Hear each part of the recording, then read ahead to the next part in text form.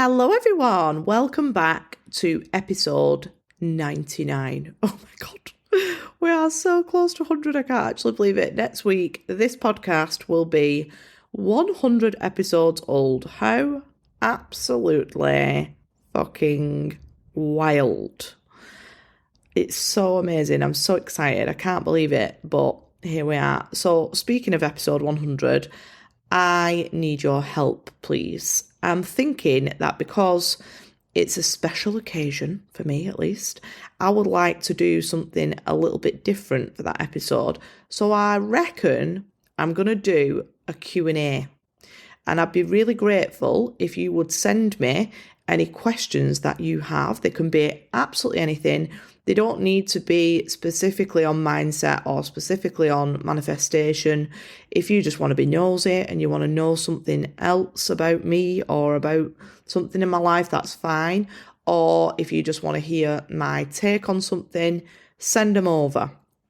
And what I will do is I will pick them out and I'll put them together into a little celebration podcast. How very exciting. So if you could send me those questions, the sooner the better, via DM on Instagram at Empower State, or you can post them on the private Facebook group, which you are very welcome to join. It's called Empower State Community. Just send a request to join and I will let you in. So also, congratulations to Shelley, who is the winner of the quarter one draw for a free one-to-one. If you would like to go into the next draw, all you need to do is leave me an Apple review. It doesn't actually matter where you listen, you can still leave an Apple review. It's the only one that allows you to actually leave a written review. And I will add your name in, and the next one is going to be drawn at the start of July. So this week, I'm going to talk to you about developing the muscles to sit in uncertainty, to sit in discomfort. Now, if you follow me on socials, you might have seen me go live on Instagram and Facebook and talk briefly about this last week. I was talking about what makes a successful person experience that success. Now, I do just want to say, first of all, I want to clarify that success doesn't just mean money. It can absolutely mean money. It often means money. But it's such a unique thing that it looks different to everyone. So I see money as a byproduct of success. So you've got to get clear on what success would look like for you. So I'll give you an example. For me, success means being able to have a lot of experiences in my lifetime. It means to be able to travel all around the world. It means to have positive global impact on a massive scale. It means to be self-employed so that I get to decide how I live and how I work, and I no longer have to be chained to a job that's out of alignment. It means to be able to work on purpose, to do what I'm naturally inclined towards and use that to do good in the world and leave something behind, leave it better than I found it, to have a connection with spirit. That's what success is for me.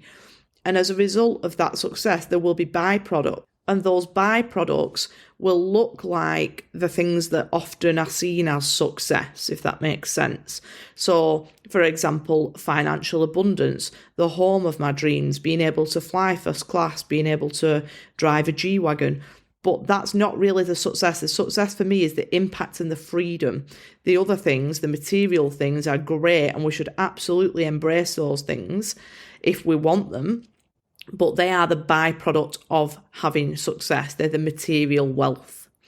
So I've got no idea what success looks like for you personally. It could be that you want to run a marathon, for example. One of my best friends, Jen Lev, has just run a Manchester marathon yesterday, and she's lost 6 stone. She's become a fitness instructor. She's regained her health and her confidence. That is success. That's massive success. It's different to mine, but it's massive success. So think about what that means for you. Don't focus on the byproducts. Definitely have those up on your vision board. They're great. Get them on there. Don't feel guilty or ashamed for wanting material things, but think about what is it that you're going to experience because of your success. Like, how will life be different? I hope that makes sense. I feel like I'm rambling a bit today. Anyway, so we can separate people into two groups, which sounds a bit harsh, but we're going to do it. So there's people who are successful and people who aren't. And by success, that means that they've got a vision and they achieve it or they don't, basically.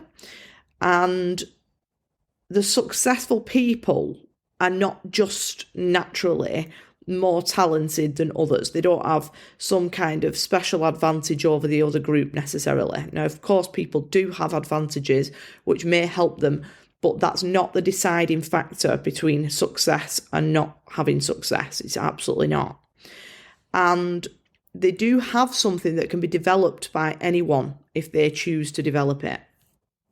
So the difference between the two groups is that the successful people have developed the muscle of sitting in discomfort and sitting in uncertainty and being calm with that uncertainty.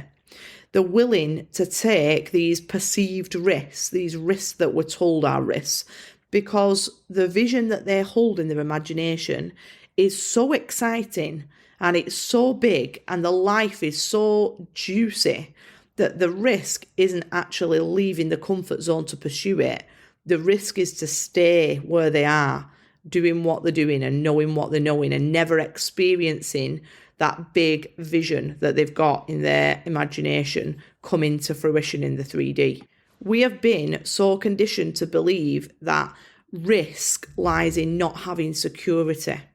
If you are over 30 and perhaps under 30, then you will have been brought up in a society that tells us it's so important for us to be secure and safe. That's the number one priority. You should get a safe job where you're not at risk of losing it. You should save for years and be able to buy your own home. And even more so, which sounds ridiculous to me, thankfully I've never understood this one because I've not been conditioned to believe this by my family, but like overpaying on your mortgage so that you can get it done faster, like that makes no sense to me, and sacrificing living to do that, right? Bizarre to me. That you should settle down with a partner and get married with somebody who is safe. And there's nothing wrong with that. Don't get me wrong. These things are okay. But make sure that it's not just for security. So that idea of getting like officially locked in with this safe partner. That you should have kids so that someone will take care of you when you're old. I cannot tell you how many people have given me that response when I've told them that I've chosen not to have children of my own. They're like, well, who will look after you when you're old? If that's the reason that you're having children, you need to reassess it, because that's not what you should be having children for. Things like you should pay into a pension so that you can retire at 70 after working 40 hours of your week in a job that drains the fucking life from you for the majority of your time on earth. The message is so deeply ingrained in us to stay safe. And so when we choose to risk that safety, I'm doing air quotes, of a job to start a business that lights you up, or risk leaving a shitty relationship to be on your own, or to be in a happier relationship, or risk not having a mortgage for the opportunity to be able to travel all over the world instead with nothing tying you down. Our subconscious, who has been programmed to stay safe, will start ringing the alarm bells loudly, and you will experience that as a sense of sometimes extreme discomfort. Now, if you don't have a vision that is big enough, you've got nowhere to go apart from your circumstances. The circumstances are the alarm bells. It's what's ringing around you going, you are not safe, get back where you belong, get back in that comfort zone. So when I'm telling you on this podcast over and over again, and you probably get sick of hearing it, create the vision and make it fucking huge and make it crystal clear, that's because when you take that leap from the safety zone that your subconscious loves so much, from the comfort of what you know and what you've always done, you will be presented with circumstances that will bring you discomfort. I can guarantee it. That's to see if you really want what you say you want. It's to try and draw you back in. is to try and get you so uncomfortable that you retreat back to safety. You will get those notifications from your bank telling you that you're overdrawn or that your direct debit has bounced. You'll get text messages off your ex that try and get you to view the relationship through rose-tinted glasses. You'll get the opinions of your friends and of your family who are worried and are trying to talk sense into you. You'll get the opportunity to skip your marathon training. The circumstances will be there and they will scream at you. They will make you uncomfortable. So the question is your vision big enough and exciting enough to stay calm and stay grounded in it when the shit undoubtedly hits the fan in the 3D, because it will, absolutely will. Do you want your desire enough to disregard and neutralise what you're experiencing with your senses and stay in that vision? Can you close off to what other people are saying because you know that they don't see what you see in your imagination? Do you, and this is an important one, do you understand deeply enough that whatever has been created in your mind has no choice but to play out in your 3D reality? Even the shitty past thoughts have got to play out. And therefore, so will the new thoughts, the positive thoughts, the thoughts that are coming from your vision. Because you absolutely need those things that I've just mentioned. You need to be able to have a big enough juicy vision that excites you. You need to be able to disregard what you see with your senses. You need to be able to close off to other people's opinions. You need to have a deep understanding of the fact that you are creating with your thoughts, because if you don't have those, you're fucked. I'm sorry to tell you, but if you don't have those things, it's not going to happen for you. Make sure you've got those things. Don't leap until you've got those in the fucking bag. They are important. And I feel like, especially in my family, my friendship group, I feel that people view me as the person who is telling you to just quit your job, leave your shitty relationship, sell your house, do whatever you want. And I am, in a way, but only if you have got those things in the bag. I would never tell somebody to do that until they feel secure in those things that I have just mentioned. I'm going to mention them again because they're important. A massive vision. Disregarding what you see with your senses if they don't align with where you're going. Closing off to what other people say. A deep understanding that your thoughts are what is creating your reality, and that just as your old shitty thinking will play out, so will your new positive thinking. Don't leap until they are in the fucking bag. That is the difference between people who experience success and people who don't, is that they've got those in the bag and therefore they can leap into the unknown 3D, and they have built that muscle to sit in the discomfort when all those things are coming through, when all those circumstances are happening around them, and be okay, be comfortable. Well, maybe not comfortable, but be okay, be calm.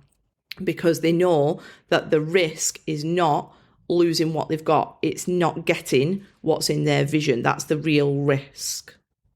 It's staying safely where they are, unhappy and fulfilled, and never seeing their vision come into fruition. Rewire that belief that you hold from your upbringing, from society, from the people around you, that security is the goal.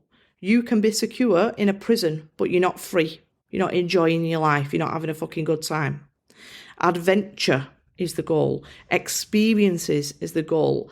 Growth is the goal. Learning about yourself is the goal. Living in the vision, in the 3D, is the goal. Because you were willing to risk what you have now for something so much greater. And you did that fairly easily because it was so big, the risk was not having it. Does that make sense?